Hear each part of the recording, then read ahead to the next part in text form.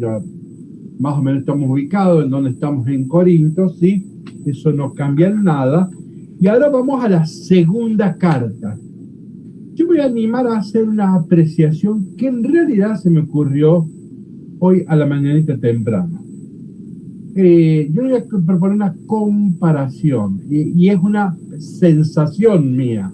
No, tal vez no tenga mucho argumento. Yo creo que en América Latina hay que distinguir dos documentos muy importantes. El gran documento de América Latina, para mí, Juan Manuel, no sé qué opinan otros, es el documento de Puebla. Y el documento de Puebla es como un manual de pastoral. Yo creo que ahí la Iglesia Latinoamericana hizo una buena propuesta, un buen manual de pastoral que hoy en día habrá que actualizar, pero me parece que es un modelo de un manual de pastoral. En cambio, Aparecida, al contrario, por otro lado, me parece que es como un manual de espiritualidad. No es un documento pastoral en mi modo de ver las cosas, sino que ya me parece que es un documento de espiritualidad para América Latina, ¿no? ¿Qué es la espiritualidad de América Latina? Me parece que ahí se encuentra eso. Bueno, esta mañana pensando en eso, entonces yo ahora diría así: la primera carta a los Corintios es un documento pastoral, es como Puebla. Un análisis de la problemática pastoral, y estaría casi resuelto todo el problema de Corintios. En cambio, Segunda de Corintios sería como un manual de espiritualidad. Son los mismos problemas, no cambia, es la misma comunidad, la misma problemática, no hay varios años de diferencia, o sea que es la misma situación, podríamos decir, solo que acá Pablo, más que resolver problemas, lo que quiere es abordar espiritualmente aquellos desafíos que ya abordó, pero como organizador. En 1 Corintios él es un organizador de una comunidad y dice, bueno, no, cuidado con esto, cuidado con aquello, etcétera. Es el pastor, ahí aparece como un pastor, ¿no? En cambio, me parece que en 2 Corintios el estilo es distinto. Se dice la mordiente de la segunda carta a los Corintios, la mordiente es claramente espiritual, ¿no? Entonces son los mismos problemas, pero van a estar mirados desde otro ámbito, ¿sí? Bueno, esa me parecía es una apreciación muy personal, así que es la sensación que me da a la lectura de los textos, ¿sí? Bueno, vamos a la diapositiva 3. Y la segunda de Corintios tiene, me adelanto, en realidad es la unificación de 4 cartas, ¿sí? ¿Se acuerdan que en 1 Corintios era la unificación de 2 cartas? ¿Sí? Y la primera esa que le mandaron por escritos y él responde serenamente, y la otra parte eran donde no le comentan escándalos estruendosos de la comunidad de Corintios, y Pablo responde ahí enojado, ¿sí? Entonces, la primera carta a los Corintios es la unificación de 2 cartas que eran independientes, pero ya alguien con habilidad literaria las unió. Y bueno, y ahí tenemos 1 Corintios. Segunda de Corintios es algo parecido, pero son 4 cartas que después un redactor va a hilvanar, ¿sí?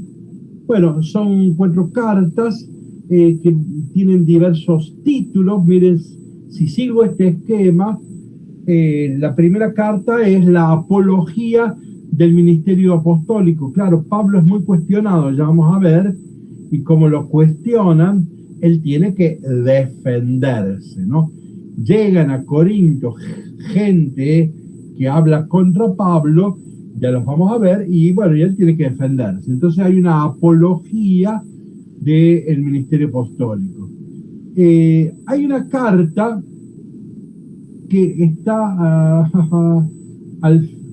bueno, hay una carta, bueno, no voy a seguir el orden este, voy a seguir el orden este.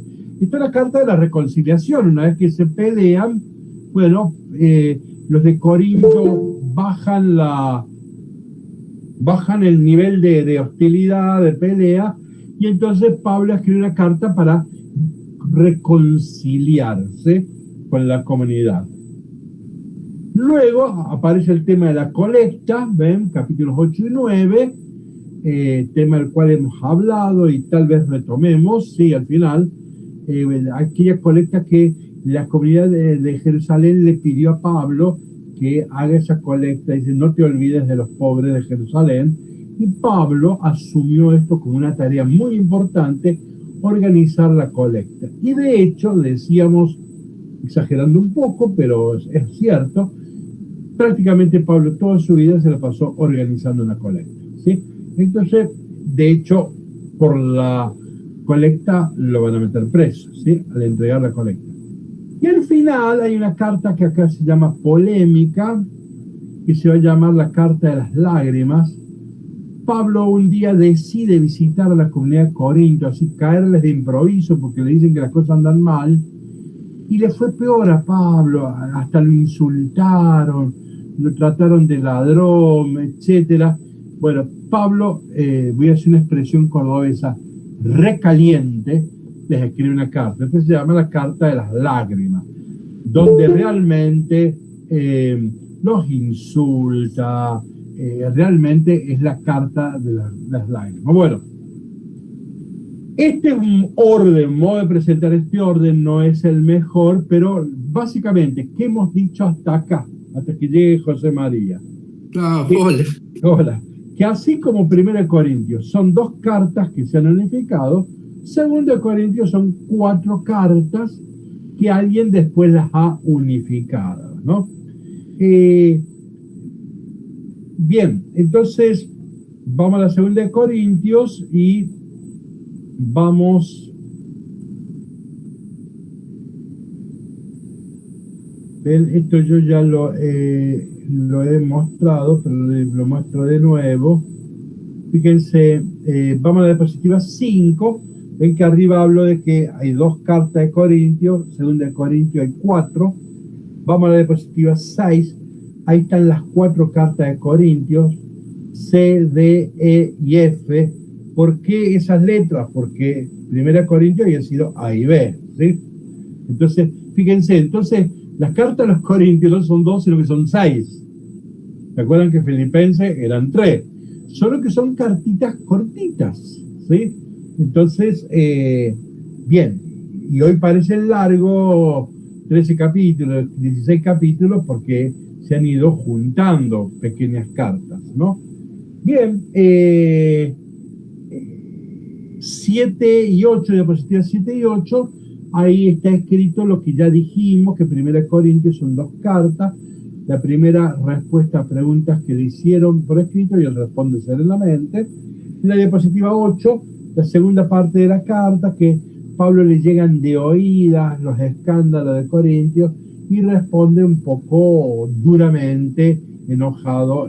Bueno, con estas 2 cartitas se hizo 1 Corintios. Bien, diapositiva 9. Sin embargo, se empeoran las cosas y aparecen nuevos predicadores que empiezan a hablar contra Pablo.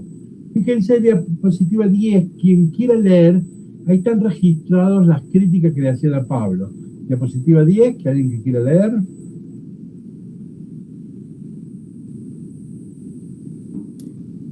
¿Qué decían aquellos misioneros de Pablo?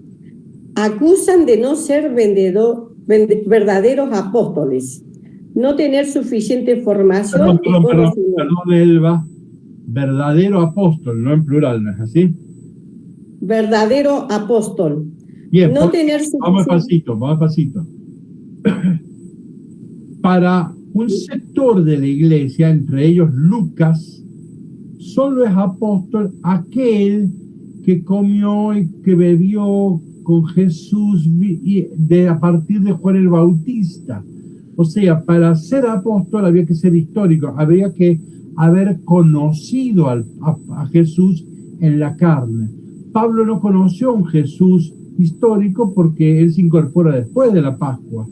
Entonces decían, este no es verdadero apóstol, es un falso apóstol. Continuamos, Elba. Bien. No tener suficiente formación y conocimiento. Llevar una vida ambigua diciendo una cosa y haciendo otra. Torpe para hablar y predicar. No hacer milagros como... Esto sorprende, porque nosotros hablamos de un Pablo misionero, pero nunca captamos este detalle que parece que Pablo no se le entendía cuando hablaba, era torpe. No sabemos exactamente qué problema tenía físico, pero sí aparece que Pablo era torpe, no era un buen predicador. Nos llama la atención porque, claro, nosotros insistimos el misionero, el evangelizador, pero parece que ahí tenía un problemita. Seguimos, Elba. No hacer milagros como ellos, carece de autoridad espiritual, vivir de manera mundana e indecente. O sea, esto de no tenía autoridad espiritual es porque dicen Pablo no tuvo experiencias carismáticas, sí, por eso no tendría autoridad espiritual. Esto de vivir mundanamente es porque Pablo trabaja con las manos, ¿no? Bueno, alguien que quiera leer la diapositiva 11, ahí viene la carta de la apología, en donde Pablo se defiende y dice más o menos lo que ahí está. ¿Quién quiera leer diapositiva 11?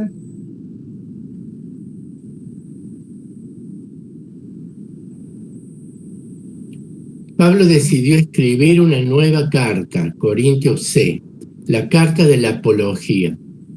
Afirma que su trabajo es sincero y transparente, no como el de otros que predican por dinero. Reconoce que a veces parece un exaltado y un loco, pero que es porque su amor a Dios le ha llevado a mostrarse así. Y aunque no tuvo la suerte de conocer directamente a Jesús, recibió su misión del propio Dios, lo cual le convierte en auténtico misionero. Sus credenciales de apóstol no son los milagros que realiza, sino los azotes, las cárceles, los desvelos y el hambre que debió padecer por amor a los corintios. La carta fue enviada con Timoteo alrededor de junio del año 54. Vuelvo al apartado que tiene como cita 5:18. Fíjense, ¿cuál es el argumento de Pablo? ¿Por qué él es verdadero apóstol? Cosa que, por ejemplo, Lucas nunca le reconoció. Lucas nunca lo llama apóstol. ¿Por qué Pablo dice, yo soy verdadero apóstol? Porque Pablo decía, para Pablo, apóstol es esto: el que se encuentra con el resucitado, no con el Jesús en la carne, con el resucitado, y cuando es el resucitado mismo el que lo envía a uno a predicar. Entonces, para Pablo, apostolado es encontrarse con el resucitado y que el resucitado me envía. Vamos a poner un ejemplo de esto. ¿Ya? María Magdalena, en el Evangelio de Juan, ella es la primera en encontrarse con Jesús resucitado, y es Jesús resucitado quien la envía a anunciar. Ahí tenemos un ejemplo. Entonces, para el Evangelio de Juan, según Pablo, María Magdalena es la verdadera apóstol. ¿Sí? Bien. La tradición la va a llamar la apóstol de los apóstoles, ¿no? Bueno, entonces acá Pablo, los otros lo acusaban de que era un falso apóstol porque no conoció a Jesús histórico allá en Galilea, y Pablo dice, él tiene otro concepto de apóstol, un concepto carismático. Él se ha encontrado con el Señor en Apocalipsis le reveló su misión. Bueno, esta es la defensa de Pablo. Diapositiva 12. Esta carta cayó muy mal y Pablo decide hacer un viaje intempestivo a Corinto para arreglar personalmente los asuntos. Pero le fue peor, porque ahí no solo lo atacaron, porque hasta acá lo atacaban gente, predicadores extraños. No, acá en la misma comunidad la que a Pablo le hizo pasar. Estaba la fecha. ¿Cómo?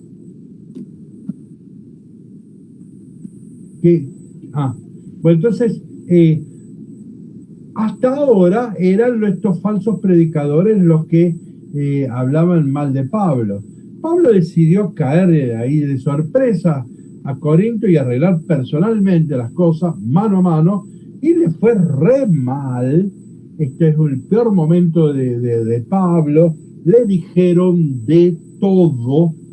Y entonces después, diapositiva 13, escribe la carta de las lágrimas, esta famosa, la carta de las lágrimas.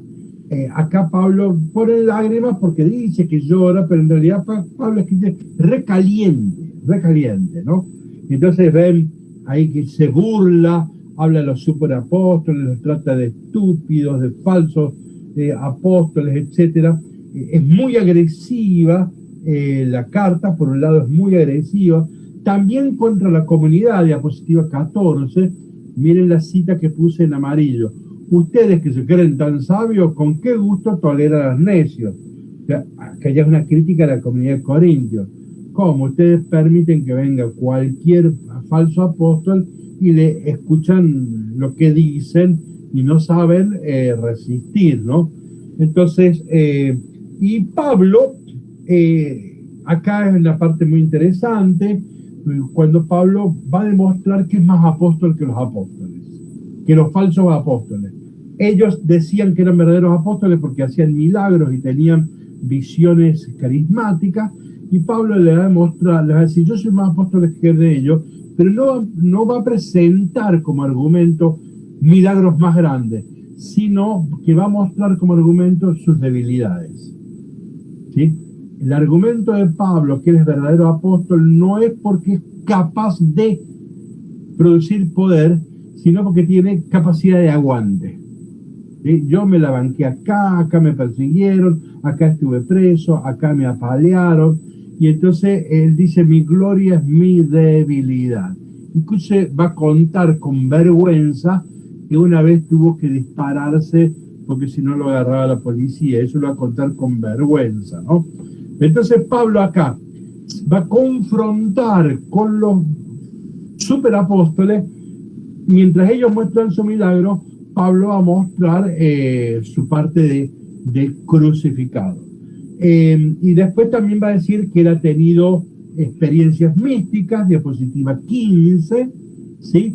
Bueno, o sea que esta es la carta de las lágrimas, en donde Pablo se enfrenta duramente contra esta gente.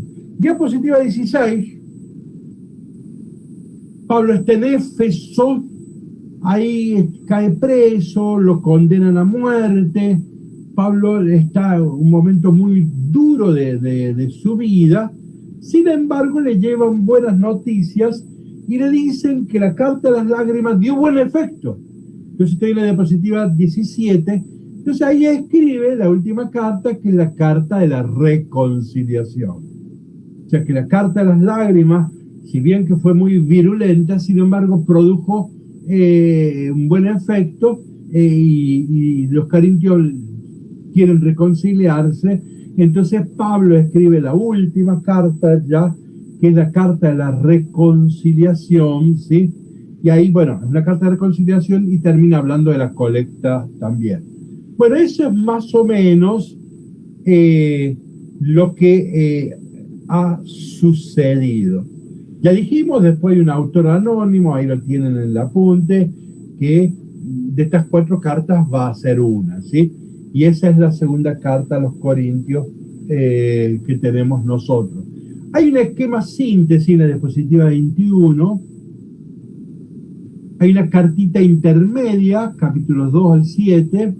Está la carta de las lágrimas, que sería la segunda, pero el que organizó la carta como la tenemos nosotros la puso al final, el capítulo 10 y 13. ¿Ven? Si bien históricamente sería la segunda carta, pero en nuestras Biblias aparece al final, capítulo 10 y 13.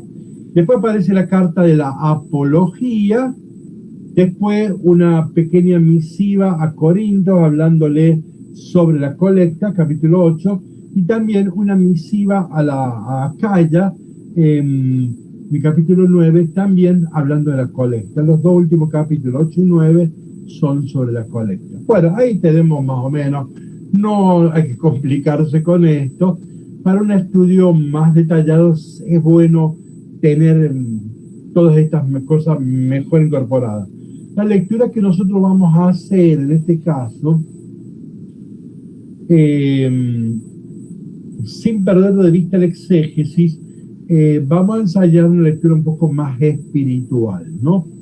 Entonces,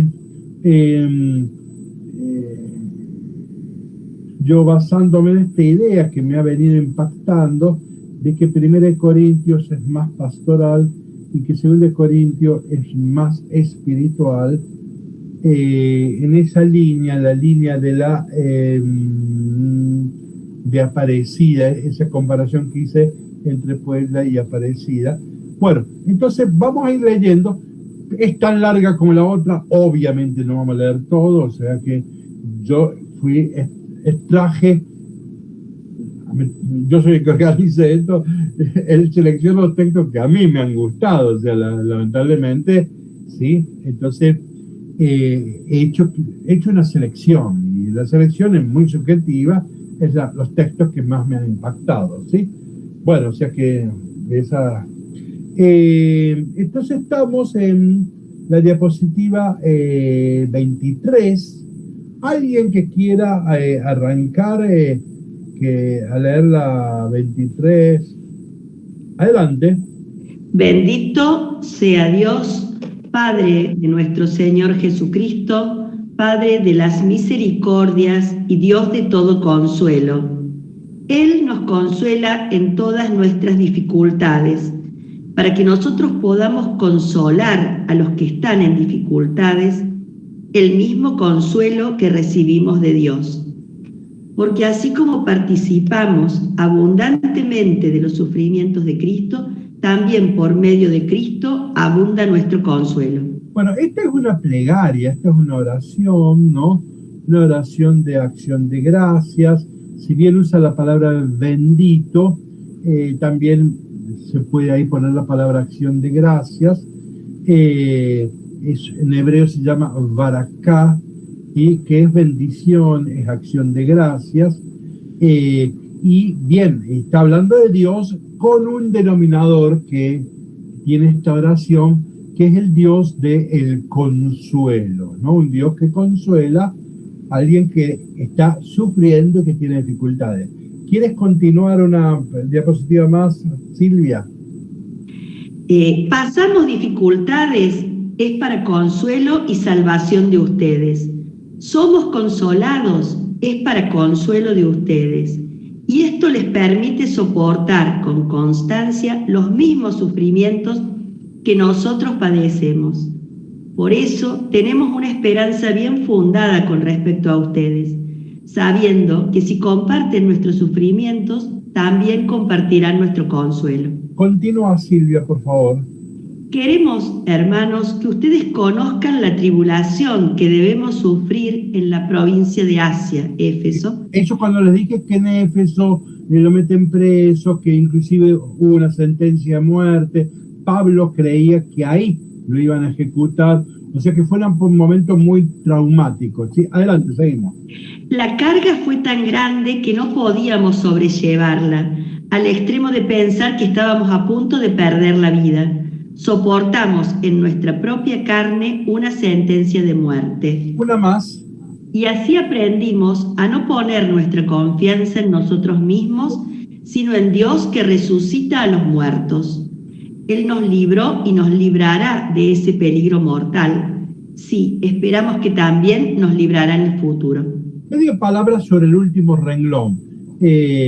Nuestra esperanza se basa en la fe. Yo creo que Dios me va a librar en el futuro, porque la fe me enseña que Él me ha liberado en el pasado. Entonces, siempre la esperanza tiene como fundamento la fe. Yo creo que Dios me librará porque yo sé que Dios en alguna circunstancia me ha liberado, ¿sí? Bien, pero vamos por otro lado. Diapositiva 27. Entonces, esta es una alabanza y una oración sobre el consuelo. Cuando yo era novicio, todos los días nos levantábamos tempranito a rezar y se leía un pasaje muy breve de la Biblia. Y me acuerdo que una vez tocó este texto y el maestro novicio hizo una breve predicación sobre este texto y dijo, esta es una teología del consuelo. A mí me quedó grabada esa expresión, evidentemente que habla del consuelo. Entonces vamos a decir algunas ideas. Miren acá en marroncito. Dios no puede padecer, ¿está claro? Porque Dios es espíritu, Dios es trascendente, Dios no es materia, luego Dios no puede padecer, pero sí quiere compadecer. Esto es muy interesante. Dios no puede padecer en la medida en que es un Dios trascendente, en la medida que sí que Dios no depende de sus emociones, que no es materia. Dios no puede padecer, pero sí quiere compadecerse. Y de hecho la Biblia lo presenta como un Dios compasivo. Entonces ahí tenemos el Salmo 103, como un padre se enternece con sus hijos, así se enternece el Señor con sus fieles. En el Éxodo 34, 6, ahí está la definición de Dios en la Biblia. A ver, la Biblia no produce definiciones, la definición es el mundo occidental.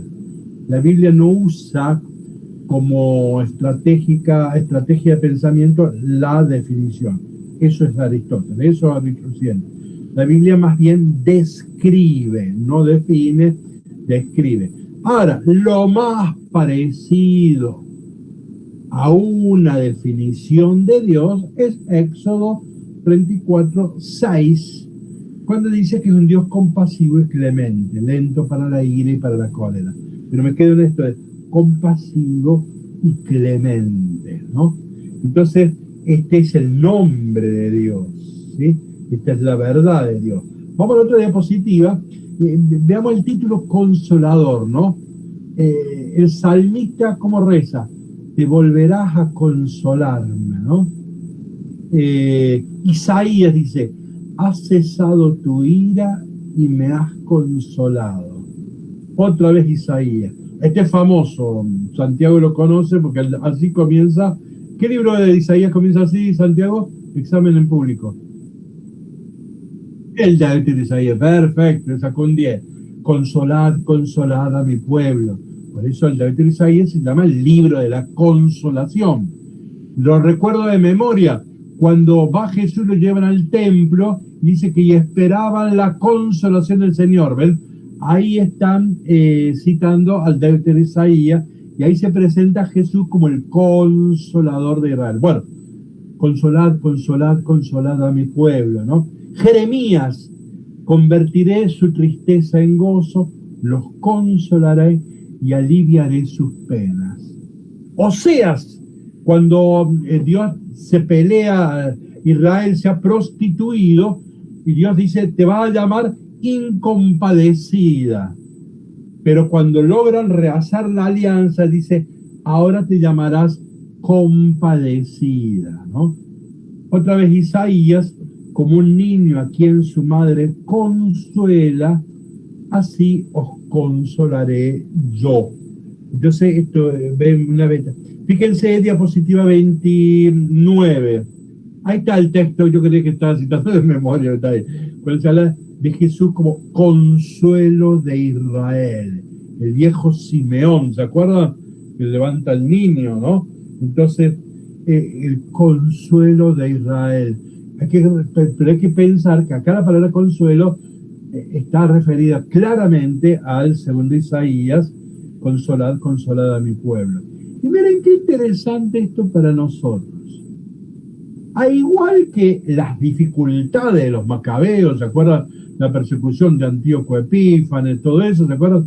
Al igual que los macabeos, también nosotros podemos experimentar el consuelo de los libros santos. Dicen que los macabeos se consolaban leyendo las escrituras. Entonces es una linda idea. A igual que los macabeos, nosotros podemos experimentar el consuelo de los libros santos. De hecho, mucha gente lee la escritura no tanto para entenderla, cuanto para encuentra como un libro de consuelo, ¿sí? Cerramos esto, diapositiva 30. Para la tradición eclesiástica, llamamos uno de los títulos que tiene el Espíritu Santo es Consolador. Y la secuencia de Pentecostés, los que van a misa, antes del Evangelio, el día de Pentecostés, se recita o se canta una larga, se llama secuencia de Pentecostés. Hay 3 secuencias. La secuencia de Pascua, cuando resucita el Señor, en la misa del domingo, se lee la secuencia de Pascua o se canta, ¿sí? La otra gran secuencia que tiene la Iglesia Católica es la secuencia de Pentecostés, un famoso himno muy antiguo de la Iglesia. Vale la pena leerlo porque con un lenguaje muy sencillo ahí hay una expresión y una experiencia del Espíritu Santo muy importante, muy rica. Bien, teniendo en cuenta, uno podría inspirarse en esta oración de la Iglesia para uno reelaborar una propia oración. Ahí dice: consolador insigne, dulce huésped del alma, dulce refrigerio, en el trabajo descanso, en el bochorno templanza, en el llanto consuelo. Bueno, es una linda oración que si después te la buscan se lo piden al Padre en el leccionario y es bueno. Bien, entonces un texto elegido al azar. Vamos con otro texto elegido al azar. Retomamos diapositiva 33. 33 no la leo, la cuento. Pablo les comenta a los de Corinto que había decidido viajar, pero al último momento no pudo y no viajó. Entonces él se da cuenta que está siendo complicado, ¿sí o no? Y entonces hace una reflexión sobre esto, a partir de la cuestión menor. Che, te voy a visitar, a último momento, uy, no pude. Es una cuestión menor.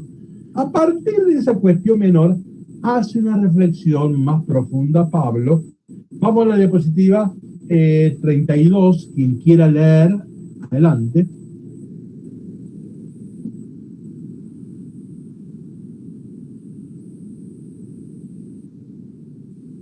¿A 34 o 32, padre? ¿Cómo? 34 o 32. No, diapositiva 32. Leo. Adelante. Sí, al proponerme esto, obré precipitadamente, o bien mis proyectos estaban fundados en motivos puramente humanos, de manera que yo digo al mismo tiempo sí y no. Les aseguro por la fidelidad de Dios que nuestro lenguaje con ustedes no es hoy sí y mañana no. Continúa, Gloria. Sí. Porque el Hijo de Dios, Jesucristo, el que nosotros hemos anunciado entre ustedes, tanto Silvano y Timoteo como yo mismo, no fue sí y no, sino solamente sí. Todas las promesas de Dios encuentran su sí en Jesús, de manera que por él decimos amén a Dios para gloria suya. Bien, insisto que a partir de un accidente muy sencillo, pega un salto y hace una reflexión, ¿no? Y entonces pone en cuestión esta actitud ambigua, que a veces digo que sí, a veces digo que no, y le opone a eso el amén, ¿no? Dice, no, Cristo es el sí del Padre a las promesas, y Cristo es el amén de Dios, ¿no? Entonces ahí ya pasa a ser una reflexión, ¿no? A ver, diapositiva 34. Perdón, este recurso a la filosofía, ¿no? Pero el sí corresponde al principio de identidad. Cuando uno sabe quién es y sabe qué quiere, ¿sí? A esto se le opone el principio de contradicción, el que dice sí y no, el que es ambiguo, ¿no? Entonces, y a la larga, como no hay identidad, no sabe quién es, ¿sí? Y por eso no hay una coherencia existencial, y por eso es difícil ahí hablar de fidelidad, ¿no? Bueno, es un recurso de la filosofía. Pero vamos a la diapositiva 35. Si es otro quien afirma o promete, puedo apoyarme. Es otro el que me promete. Puedo apoyarme en la veracidad de quien afirma. Yo me apoyo en que la palabra de Dios es veraz y en la fidelidad de quien promete. Dios es coherente, Dios es fiel. Fíjense la diapositiva 34. La palabra apoyarse es lo que significa, lo que en castellano nosotros decimos creer, que viene de amén. En hebreo, amam. Amam es estar bien afirmado, bien apoyado, ¿sí? Miren, ¿qué es la idolatría? ¿Qué es el ídolo? El ídolo es una sombra. ¿Vieron cuando uno fuma que hace imágenes con el cigarrillo? Bueno, eso es sombra, ¿no? O sea que, ¿qué es el ídolo? Apoyarse en un ídolo es apoyarse en algo, en una sombra. Si yo me quiero apoyar sobre un bastón, el bastón me sostiene, pero si me quiero apoyar como en una sombra, me caigo. Bueno, entonces el ídolo es lo que no tiene consistencia, lo que no soporta nada, lo que no puede apoyar a nada. En cambio, el amén es la firmeza, ¿ves? La idolatría es apoyarse en algo que no tiene sustento, ¿no? Es una insensatez. En cambio, la fe es apoyarse en algo sólido. Entonces, la palabra amén, que usamos nosotros en castellano, viene del amam de los hebreos, que es estar bien plantado, bien apoyado, ¿sí? Entonces, tenemos ejemplos de nosotros en la Biblia.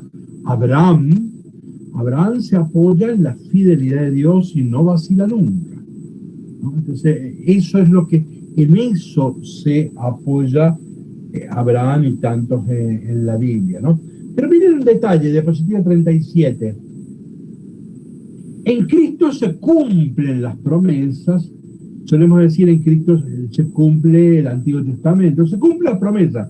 Lo que Dios le prometió al viejo Abraham, o a Moisés, o a David, o lo que Dios nos prometió a través de los profetas, decimos nosotros, se cumple en Cristo, ¿no? Pero fíjense, hay un detalle que creo que no lo escribí. ¿Qué es esto? Cristo cumple abriendo, no cerrando. Cuando decimos que en Cristo se cumplen las promesas, no decimos que ahí se termina, que ahí se agotó todo, que ahí se acabó todo. No, Cristo cumple abriendo. Cuando Él cumple una promesa, vuelve a abrirla de un modo más rico. Entonces, entonces el cumplimiento de las promesas en Jesús no es que acá se acabó todo, se agotó todo, ya está cerrado. Él no está en ese sentido pobre de la expresión, sino que cumple abriendo. A mí me gusta jugar acá con esta palabra. En griego, cumplir es pleroma. En algún cumpleaños de ustedes, a alguno les he escrito esta idea. Yo la suelo usar cuando hago un saludo de cumpleaños. Cumplir en griego es pleroma. Ahora fíjense, para nosotros en castellano, cumplir es cerrar, terminar algo del pasado, ¿sí? Es algo ya realizado, ya está hecho. En cambio, en griego, pleroma no es algo que está cerrado, sino que abre. Es más bien promesa, pleroma. Entonces, es algo que llena y desborda. Cumple, no que se agota, no que se termina. Cumple desbordando. Cumple enriqueciendo. Cumple abriendo. El paradigma no está en el pasado, sino en el futuro, ¿no? Entonces, en ese sentido, el cumpleaños puede vivirse como, bueno, se terminó un año, ¿sí? Y terminamos cansados, o se puede celebrar como quien dice, bueno, este cumpleaños me abre una nueva perspectiva, una nueva cuestión. Entre paréntesis, el domingo cumplo 65 años, así que bueno. Pero bueno, entonces acá ven, Cristo es el amén del Padre, pero no es un amén cerrado. ¿Está claro? No es que se frena la historia de la salvación, ¿no? Al contrario. Bueno, una idea. Vamos a la diapositiva 38, tenemos el capítulo 3. Esta es una cosa muy, muy interesante. Quien quiera leer diapositiva 39, empiece a leer, por favor.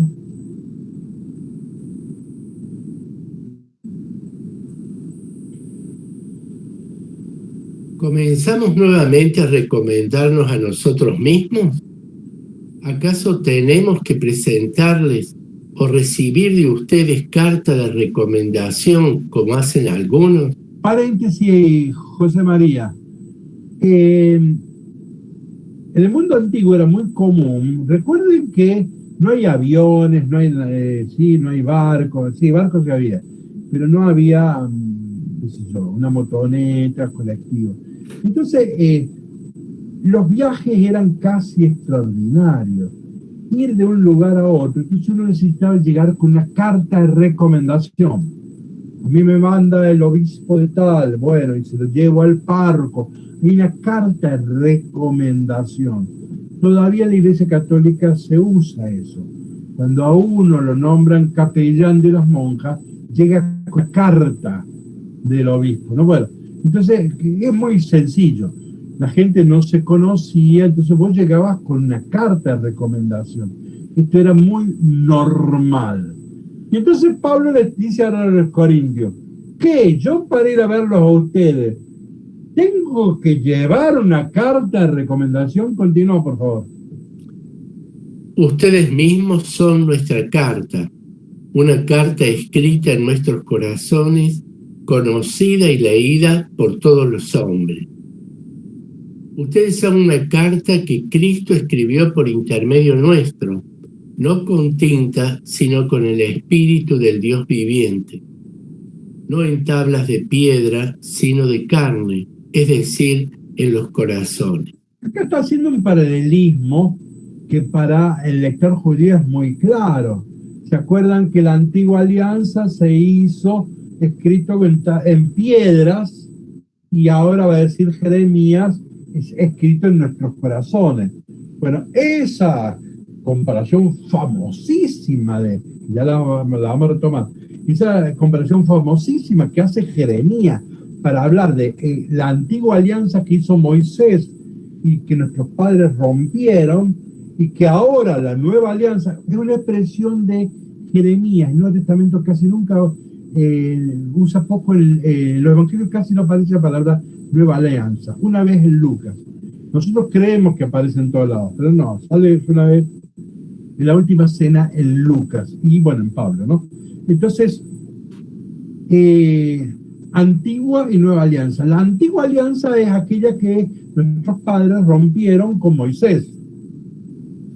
La nueva alianza es la que va a ser con el Espíritu y en donde la palabra de Dios se va a escribir en nuestros corazones. Bueno, esa cosa brillante que hizo Jeremías en su situación es la que viene a concretar Pablo acá. Yo no necesito carta de recomendación, ustedes son nuestra carta. Y esta carta, ¿sí?, no fue con tinta, sino con el Espíritu del Dios vivo, no en tablas de piedra, sino en carne, es decir, en los corazones. O sea, realmente entabla una relación. Ustedes son carta nuestra. Bueno, me parece que es una expresión muy, muy fuerte. Vamos a la diapositiva 41. Hay una sutileza. Miren, ahí transcribí de nuevo el texto, pero abajo hay que distinguir entre letra y carta. Letra de ahí viene, en griego se dice grama, y ahí en castellano viene gramática. Gramática porque viene de letra, que es grama. Ahora, los gramáticos eran los literalistas. Los escribas en tiempo de Jesús, ¿por qué se llaman escribas? Se llaman gramáticos. Nosotros leemos en castellano, nos ponen escribas, pero el texto en griego dice los gramáticos. Eran los literalistas, ¿sí? Decían esto y no nada más que esto. En cambio, la palabra que va a usar Pablo, epístola, que también significa escrito, una carta escrita, es más abierta a la interpretación y está vinculada acá a los corazones. Entonces, Pablo quiere decir esto: ustedes son una carta nuestra. ¿Qué está diciendo? Ustedes son una Biblia viva y hablante, ¿no? Ustedes son una carta viva nuestra. Ustedes son una Biblia nuestra que habla por su vida. Bueno, me parece es una cosa muy interesante. Seguimos leyendo diapositiva 42, José María, o no sé quién. Él nos ha capacitado para que seamos los ministros de una nueva alianza, que no reside en la letra, sino en el espíritu, porque la letra mata, pero el espíritu da vida. Bueno, acá cita, ven, este armado que hace, es con lo... A ver, en el exilio está la gran profecía, y los dos grandes del exilio son Jeremías y Ezequiel. Bueno, de Jeremías esto es nueva alianza, ¿sí? Y ya lo vamos a leer. Y de Ezequiel, no transcribí el texto, es el tema del espíritu, ¿sí? Entonces, ya dijimos, la nueva alianza no es en piedra, sino que es en carne, pero después Ezequiel va a poner lo del espíritu, ¿no? Es una palabra viva, por eso no es una palabra que mata. La gramática sí mata. Este es un espíritu viviente, ¿no? Bueno, o sea que, atenti que a esto se está refiriendo a la comunidad. Ustedes son una carta que nosotros escribimos por Cristo, ¿sí? ¿Y qué tipo de carta es? Está escribiendo esto. Está diciendo qué es la iglesia, ¿no? Esto hay que hacer interpretación comunitaria, una interpretación eclesial. Pablo está diciendo, ustedes son esto, ¿no? Es muy profundo. Quiero que recordemos omitamos, ¿no? No la recordemos, porque ya lo hemos dicho de alguna forma, ¿no? Miren diapositiva 45. La nueva alianza da el Espíritu de Dios, y como el Espíritu del hombre es fuerza de acción. ¿Ven? Que el ser humano tiene cuerpo y alma, cuerpo y espíritu. ¿Qué es el espíritu? ¿Se acuerdan que espíritu es viento, no? En latín se dice anima. Anima es espíritu. Ahora, ¿qué es anima? Lo que anima. ¿Qué es el espíritu? Lo que anima, dinamiza a una persona. Es como la energía. Entonces, ahí está esta alianza, es alianza nueva, pero que se recibe por el Espíritu de Dios. Porque Dios no solo nos da un contenido, un mensaje, sino que nos da el Espíritu, esa energía para poder estar a la altura de ese mensaje. Bien, acá está lo de diapositiva 46, una relectura de este texto. ¿Lo hemos leído esto? Somos ministros de la letra, sino del Espíritu, la letra mata, el Espíritu es el que da vida. A ver, sí, usted... Ah, sí. No. Sí. Fíjense, diapositiva 46, todo esto de la letra mata se puede aplicar a lo que hoy se llama fundamentalismo, ¿no? Es el literalismo, ¿no? Que termina asfixiando la palabra y que termina matando, ¿no? Vamos a dejar, a ver, miren, diapositiva 48, Para Pablo el tema de el centro de la religión no es cumplir leyes. Dios no es solamente un notario que anota cómo nosotros hemos ido cumpliendo todas las leyes que Él nos ha dado. No es que hay un libro en el cielo donde se anota, fue Manuel rezó el rosario, rezó el Vía Cruz, y todo esto se le va a tener en cuenta. No es así. No. Entonces, sino que el cristianismo no es cumplir leyes, cumplir normas, cumplir mandamientos, sino que el cristianismo es gracia. La salvación es un don. Entonces ahí abajo en la diapositiva 48 me acordé y les puse el título de un libro muy bueno. Esto es del siglo XX, ¿no? Uno de los grandes teólogos del siglo XX, Baltasar, ya lo hemos mencionado varias veces. En 1 Corintios lo he mencionado. Un libro muy bueno, El cristianismo es un don. Esta es una idea central. Acá, esto es una definición que es el cristianismo, ¿no? Para el fariseo, la religión es cumplir normas, pagar la menta, pagar el diezmo, ¿sí? Ir y rezar 3 veces todos los días en el templo. Entonces, para el fariseísmo, Dios nos perdona porque somos buenos, hay que ser buenos. Para salvarse hay que haber hecho obras buenas, para salvarte hay que merecerlo, y lo merezco haciendo cosas buenas. No, eso no es el cristianismo, no tiene nada que ver con el cristianismo. El cristianismo es un don. La salvación es un regalo, por eso es salvación, ¿no? Y nadie merece, ¿sí? A Dios, nadie merece. Fíjense, el amor, la esencia del amor, ¿qué es? La gratuidad, ¿sí? Ahora vamos a hacer una breve reflexión. Sí, a ver si nos seguimos. La esencia del amor es la gratuidad, no es negocio el amor, ¿no? No es compraventa. ¿Está claro? No es compraventa. Entonces, por lo tanto, la esencia del amor es la gratuidad. Si la esencia del amor es la gratuidad, el amor es inmerecido. Es algo que yo sé que no lo merecía. Entonces, y esa es la experiencia del cristianismo. Alguien que me ama, aunque yo no lo precise.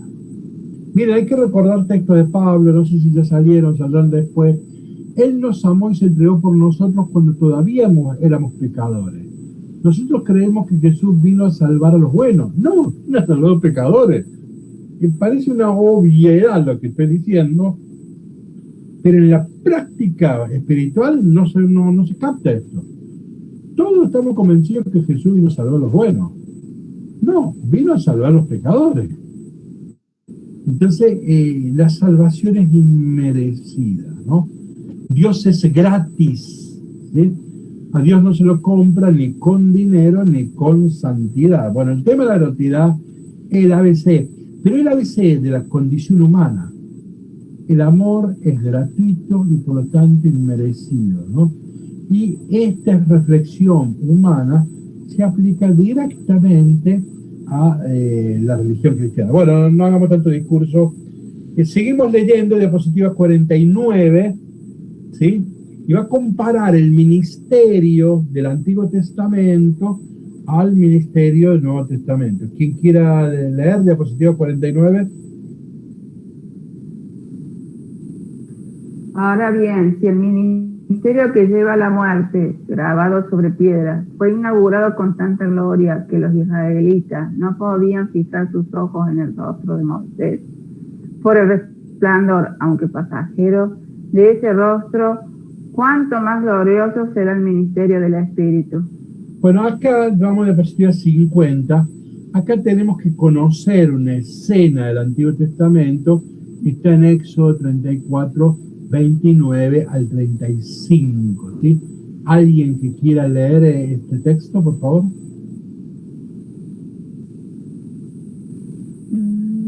Cuando Moisés bajó de la montaña del Sinaí, trayendo en sus manos las 2 tablas del testimonio, no sabía que su rostro se había vuelto radiante, porque había hablado con el Señor. Paremos acá.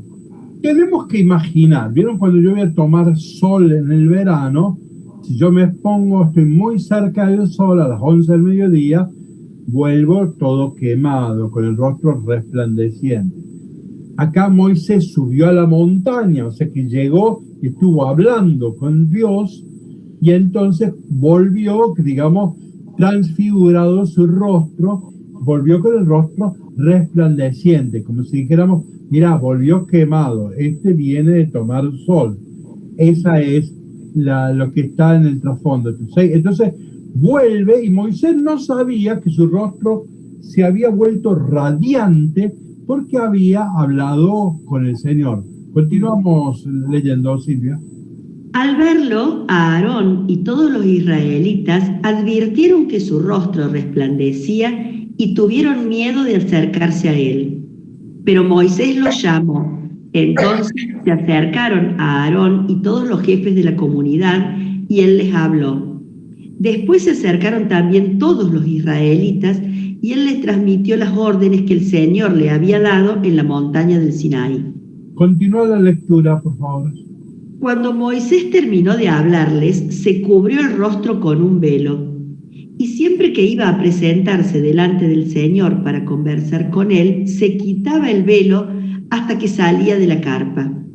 Al salir comunicaba a los israelitas lo que el Señor le había ordenado, y los israelitas veían que su rostro estaba radiante.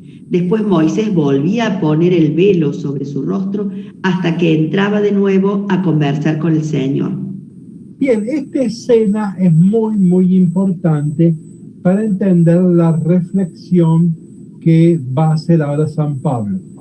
Voy a hacer un paréntesis porque hay que mencionar una famosa mala traducción de la Biblia.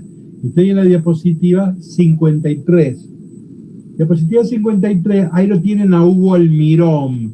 Él participa los martes a la noche y los viernes a la noche.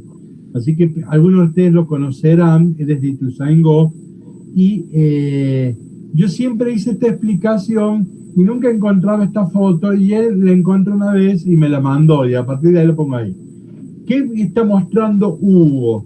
Este es el Moisés de Miguel Ángel, una réplica, por supuesto. Es el Moisés de Miguel Ángel. Y Miguel Ángel, claro, él lee la Biblia, Miguel Ángel lee la Biblia que tradujo San Jerónimo, en el siglo IV del cristianismo. Entonces, San Jerónimo traduce mal la Biblia y dice que Moisés, no dice que tenía un resplandor en la frente, sino que tenía cuernos en la frente. Y por eso el Miguel Ángel, el Moisés de Miguel Ángel tiene cuernos. Y bueno, ya hay que hacer interpretaciones, ¿viste? Para entender. Claro, en otras culturas el cuerno es signo de poder, bla, bla. Y esas interpretaciones he oído siendo muy jovencito. Pero hoy sabemos que es un error de producción. Vamos a la diapositiva 32.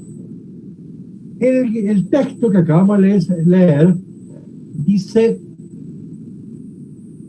Karam. Karam se puede traducir por rayo resplandor. O sea que Moisés en la frente tenía un fuerte resplandor, ¿sí? Pero también se puede traducir por Kerem. Y Kerem es cuernos.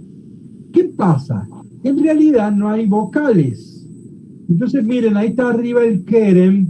Ahí puede decir Kerem o Karem. Es lo mismo, ¿está claro? Eso vos por el contexto optás por una traducción o optás por algo. Bueno, San Jerónimo optó por Kerem y quedó con cuernos. Hoy a los estudios sabemos que no, que en realidad es Karán y que es resplandor.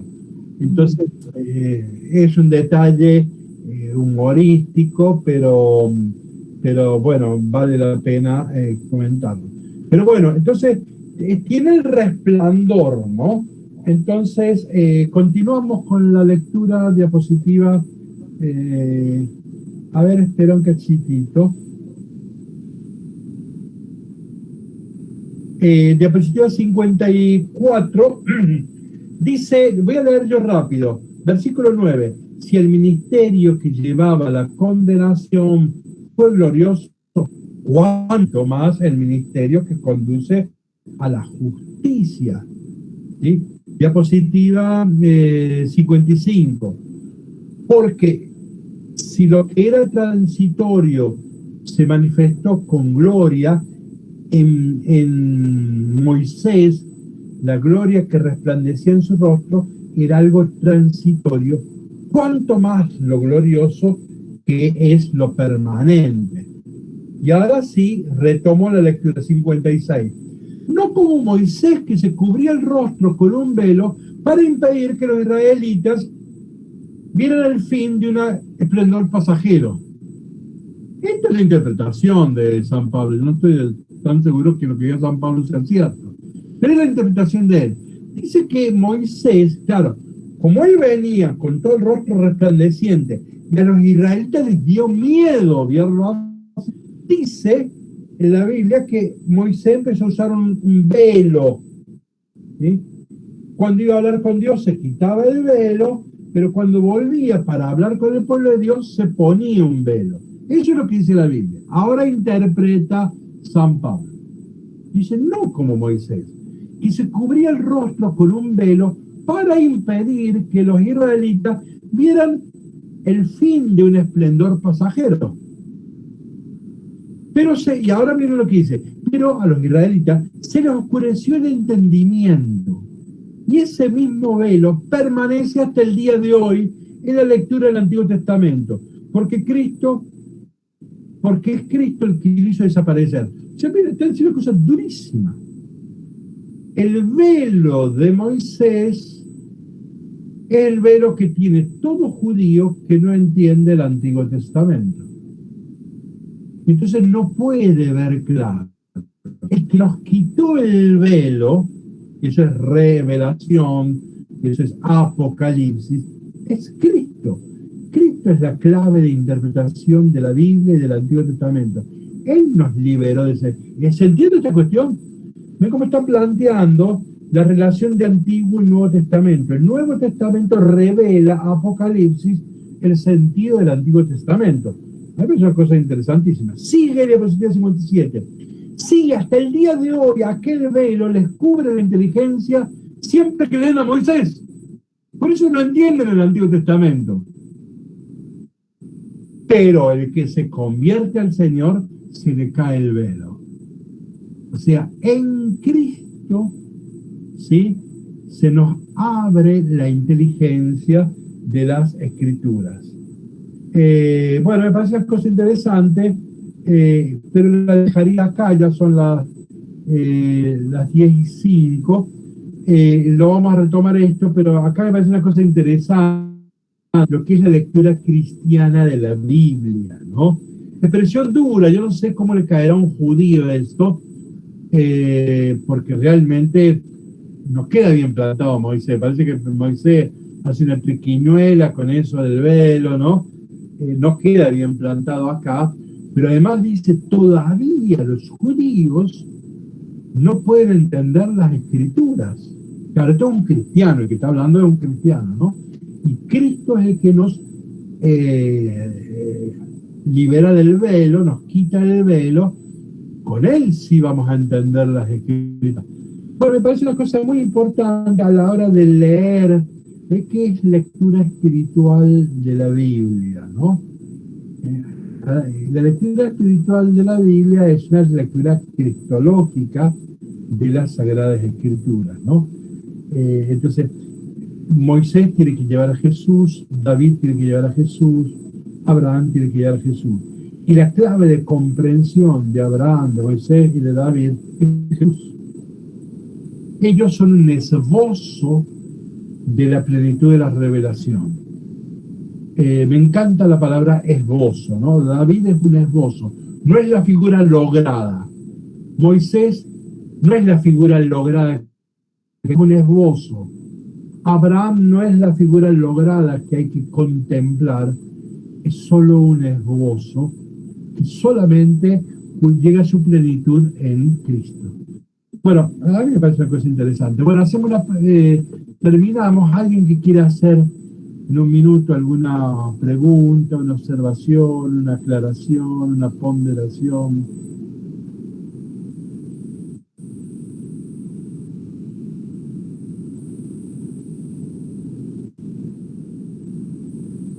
No sé, esta frase de Pablo, en la lectura del Antiguo Testamento, porque es Cristo el que lo hace desaparecer, me suena como que es lo que decimos nosotros, ¿no?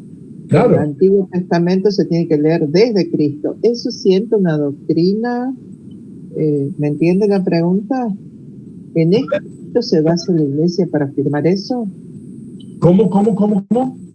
En esta carta de Pablo, ¿se sienta la Iglesia para afirmar que hay que leer el Antiguo Testamento desde Cristo? Vamos a la diapositiva 77. Nos vamos lejos, pero vamos a la diapositiva 77. ¿Lo tenemos? Acá pongo en latín una frase de la Dei Verbum. Después ya chequearlo, no me acuerdo, pero es de la Dei Verbum. Novum Testamentum invetere latet. Interesante el verbo, latet.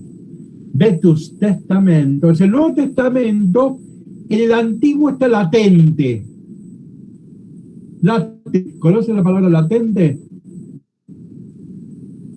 Vetus Testamento, el Antiguo Testamento, in novo patet, patente, evidente. Bueno, abajo está la traducción. El Nuevo Testamento está escondido en el... 79. ¿Cómo? Pues dijo 77 y es 79 para que lo podamos seguir. Ah, sí, ahí cambié la numeración, no me di cuenta.